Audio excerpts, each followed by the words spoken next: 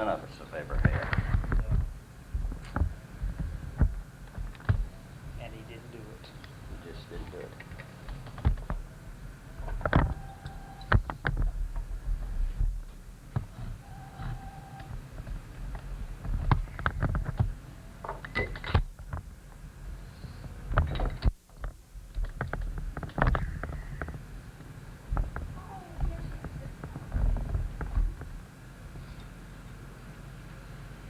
Judy, would you close that door, please, to keep that noise out? Thank you.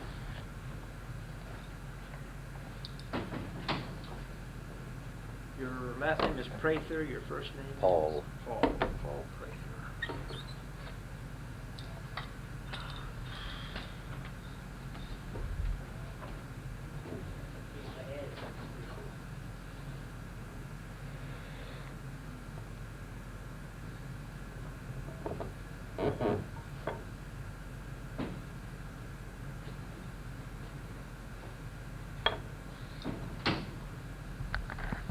Okay.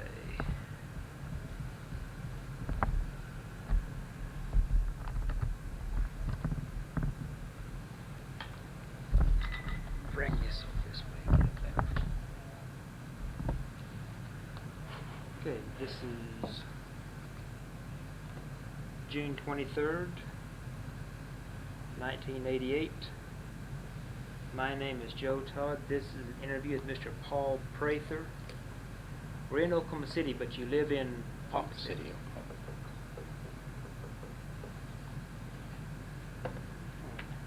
Sir, when's your birthday?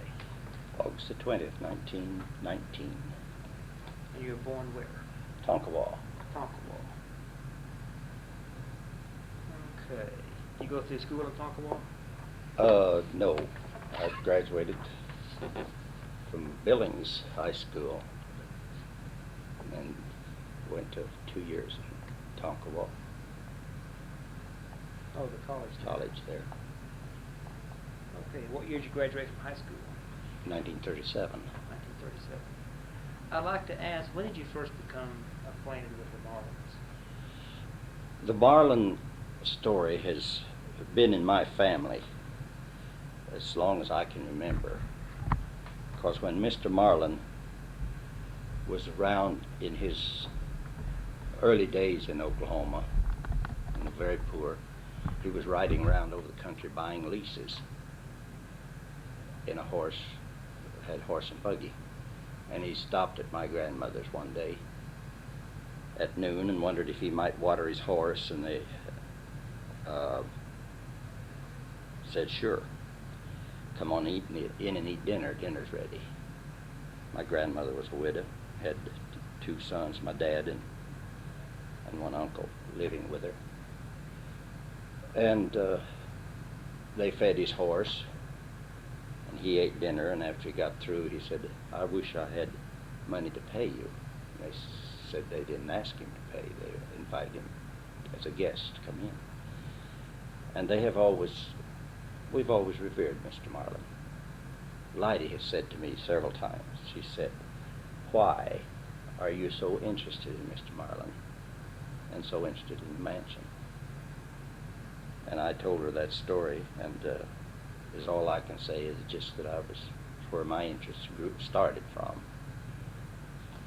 And when we got a chance to buy the city, people of Ponca City got a chance to buy the mansion, I was quite interested in doing so, and helped back some of the commissioners and mayor and so forth in that. And they're still my friends, and I'm real happy that we have it. I hope that we can continue to keep it.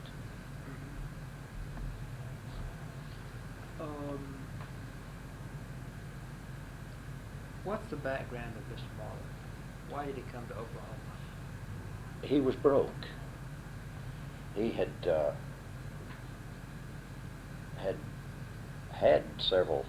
made 2 different millions. He'd been a millionaire twice and lost it in West Virginia, and came out toward Oklahoma. He stopped in, I believe it was Chicago, and met Mr. Kenny, who was a friend of the Miller brothers at the 101 Ranch. And they insisted that he ought to come. He insisted he ought to go along to Oklahoma. So he went and got acquainted with the Miller brothers, and that, of course, was where he really got his start from, at that place. How did he start the oil company? Well, his first big well was at the Indian Cemetery, near the Indian Cemetery, just south of Ponca City. Had quite a time getting the Indians to, it was on Indian land. The first well was Willy Cries For War, and that was the name of the Indian that had the head right on, the rights on that land. And they didn't want that oil well close to the cemetery, but they finally decided to let him do it. And it came in big. Then he started to spread out a little. Went over into the Osage, and that didn't, the first well over there was a dry hole. So he came back to the 101 Ranch, and they started buying up leases from the Indians, and he drilled some there, hit a big gasser, piped the gas to Tonkawa, and that's where it started. He started making his money. Then he piped the gas to Arkansas City, and but he expanded into the Three Sands field, Tonkawa field, and hit a lot of big wells there. And Mr. Wentz, Lou Wentz, had been his friend and partner over the years, started to undercutting him on leases, grabbing some of the leases away from him, and they parted friendship. But I can't remember the date he first started his oil refinery. But his first little refinery was just a little refinery just east of Ponca City, south of where the mansion was later built. But then he moved out south and really built a big place out there. And when did he build the first mansion? The first mansion was built on Grand Avenue, and there he had a formal garden to the east, ran from his home on Grand Avenue in the 1000 block. It ran, formal gardens ran for 4 blocks down to 14th Street. And then his golf course, which was open to the public, ran from Grand Avenue clear to Highland, north of his house. They had some pictures of it downstairs there a while ago we were looking at. What kind of man is Mr. Marland? What personality-wise? He was quite a reader. We have quite a collection of his books now that shows what the man liked. He was quite a believer in Napoleon. He read a lot of Napoleon's of his activities, and I guess that's where he probably inherited part of his thinking that he could be a king himself. He was very good to his men, very good, too good. That was probably the reason that he was just too generous with his money. Took care of his men. Thought that every man should have a home where he could raise chickens and have a garden. Should have insurance. And he provided homes at low interest so his employees could have those homes.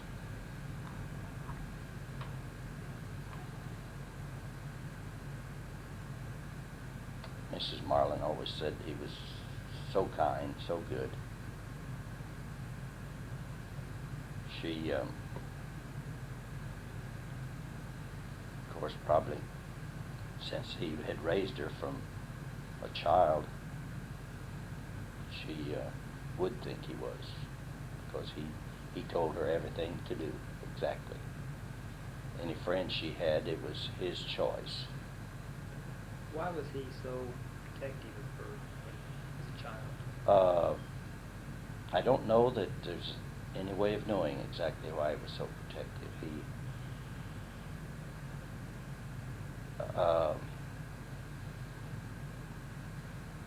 He really thought a lot of she and George, the two adopted children. And liked to show them off. She took dancing lessons, and she and George, when company would come, would dress up and perform for the company. And of course, then as he was building the mansion, the first wife, Mary Virginia, was in ill health, and Mr. Marland and Lydie would.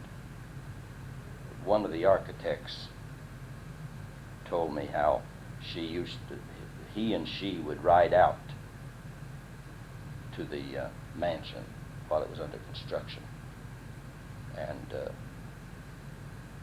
men may be sitting around not working, and that didn't worry Mr. Marland.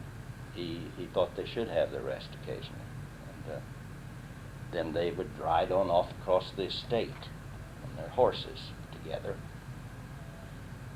Some say that it was partly his attention to Lydie that caused the strain on the first Mrs. Marland, and she finally died while the mansion was being constructed.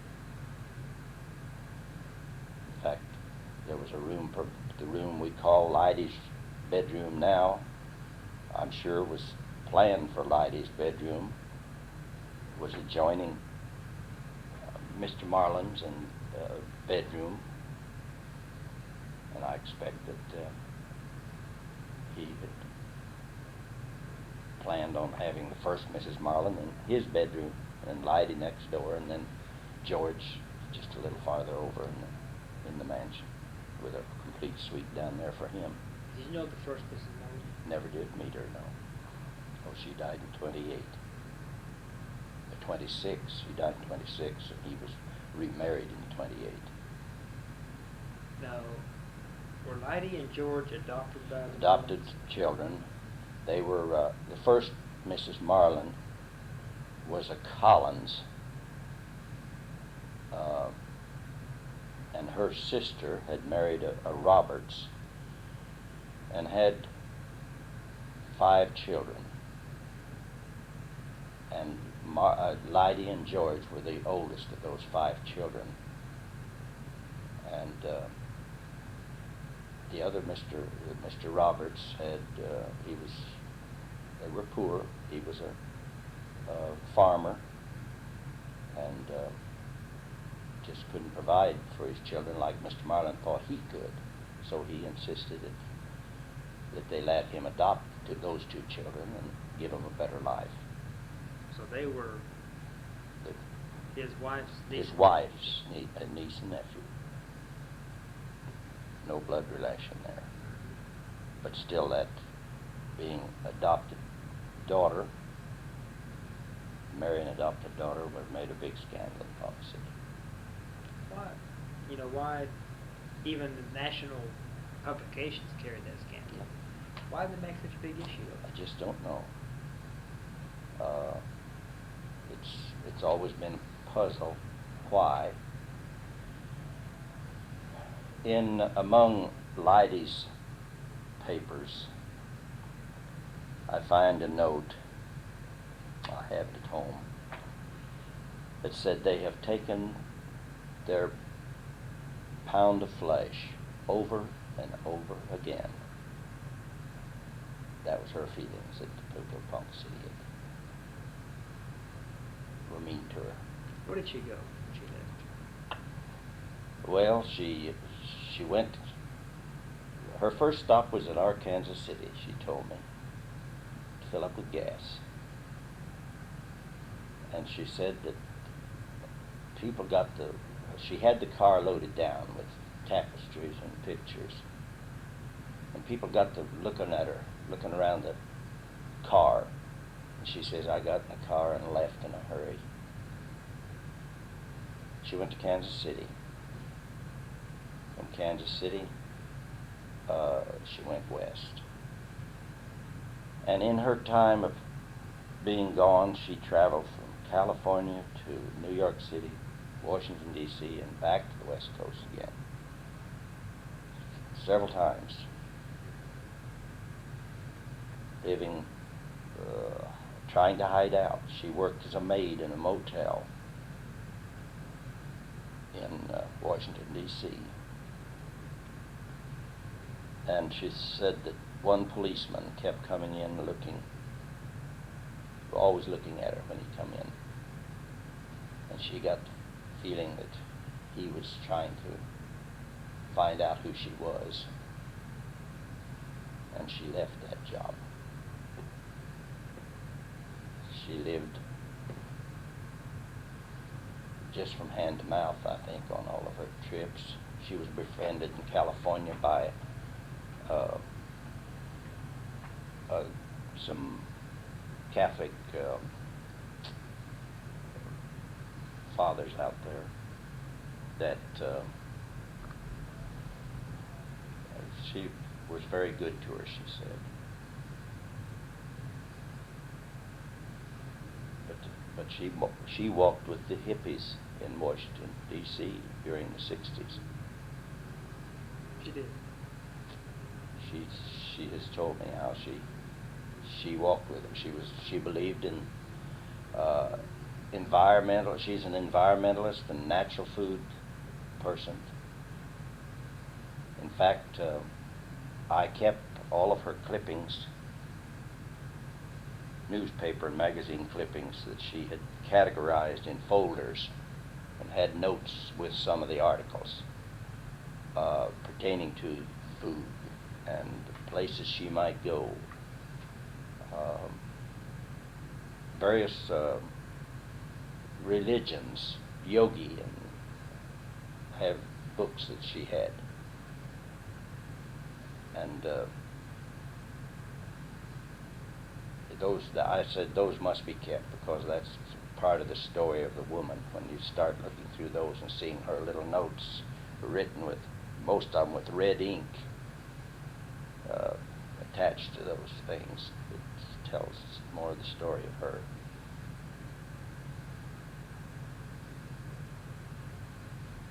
How old was she? What? How old was she? She was 87. She was born April the 20th, 1900, and died 25th of July, 1987. She was ill very short time. She'd had a stroke in June, and we found her on the floor of her house.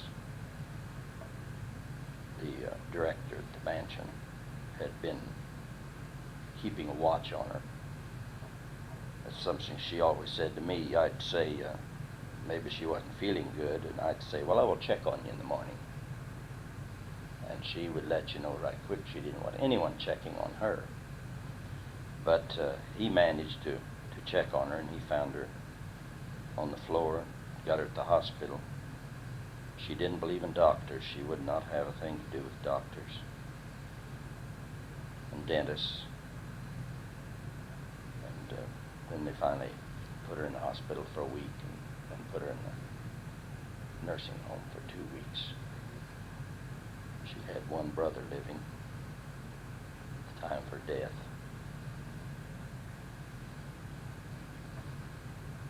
He was named after Mr. Marland. So evidently he was born after Mr. Marland got into the family, because he was named Ernest. What kind of, tell me more about Mrs. Marland's personality. Just She was very smart. Her mind was so good. She, you never knew exactly how to approach her. However, she was the kind that she had great feelings. I have seen her cry. I told her one day, we had been to Tulsa to pick up some things that had belonged to George, that a lady had, that wanted to get them back to the mansion. And this lady had been a friend of George's. She and her husband, after the fortune, Mr. Marland lost his fortune. And she was telling us about how he had been in their home a lot of times, and at Thanksgiving, and people had said that he was an atheist. And this lady said, I was telling Lydie this story in it. I said, this lady said he was far from an atheist, that she had heard him give one of the Thanksgiving prayers, and he said he could not have been an atheist, and said he was very religious. Well, Lydie was in the back seat of the car, and my wife was in front with me, and Lydie was leaning up on the seat with her head practically between us when I got that story out. And she just started crying, and she says, George was not religious, he was a good man. He was not religious, but he was a good man. But she was the type of person that did not want to get obligated to anyone. A lot of people, including myself, had befriended her, and she'd let you go so far, and then she'd cut you off. I did quite a few things for her, and she always insisted on paying, and was very hurt if you didn't let her give you something. Children, she loved children, but adults she tried to stay away from. What's your fondest memory of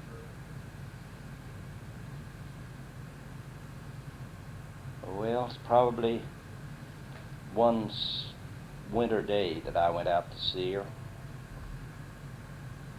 I called her and asked her if I could come out and visit a while, and she said yes, snow on the ground.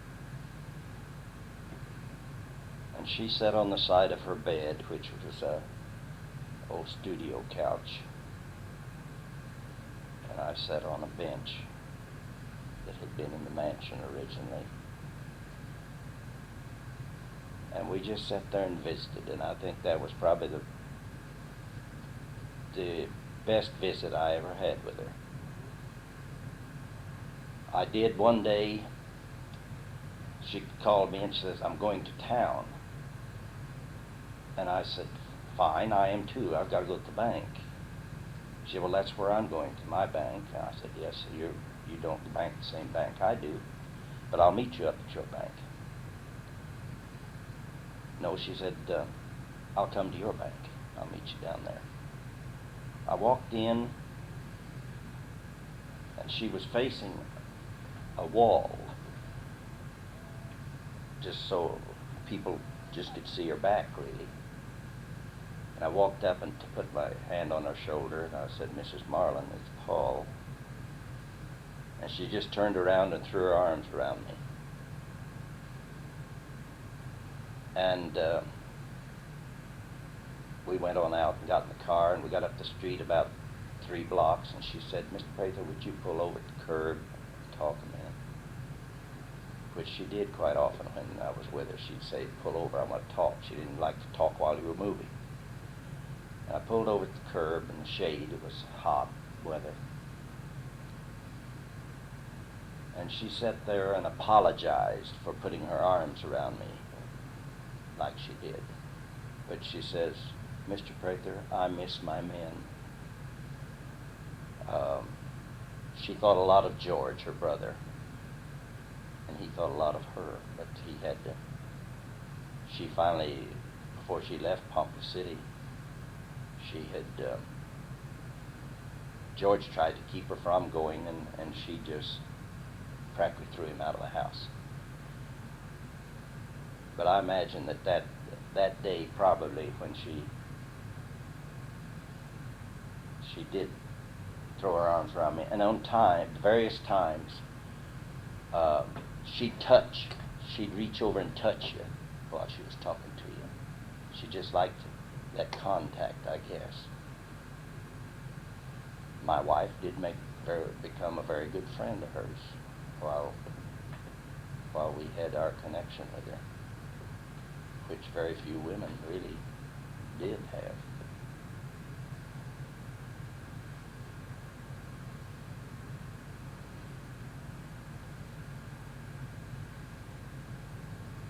Did you ever talk about her time as First Lady? Only that she was never happy in the mansion in Oklahoma City. She said we never liked the mansion, she said, and came home every weekend that we could. And he established an office in his bedroom in the mansion as his office away from the Capitol. And that's about all she ever said about it when she was First Lady. Why did they build the second mansion? Mr. Marland wanted to feel like a king, he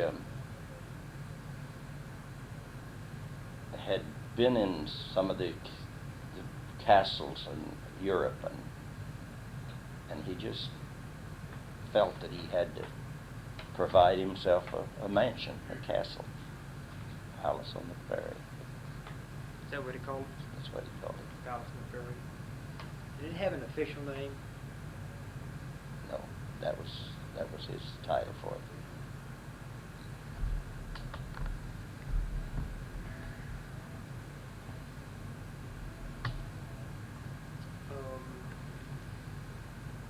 What happened to the oil company?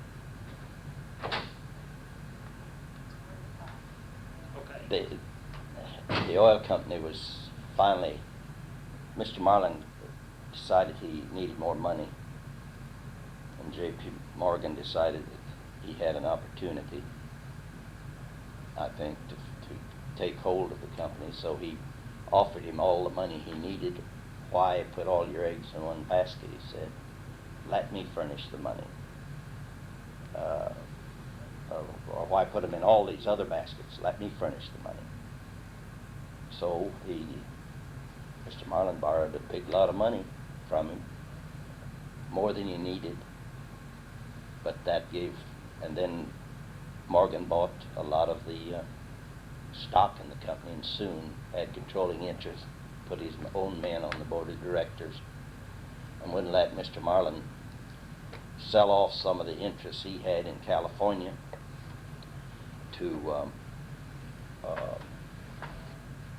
he wanted to sell some of them. That way he'd have some money to pay off some of these mortgages he had. And they finally just froze him out, just asked him to leave Ponca City. After he was after they had gained control, partly they wanted him to leave Ponca City, and he said no. People of Ponca City had been good to him. He was staying. They felt that he still had too much control even after they'd taken over. I heard he was good to Ponca City. He was very good. He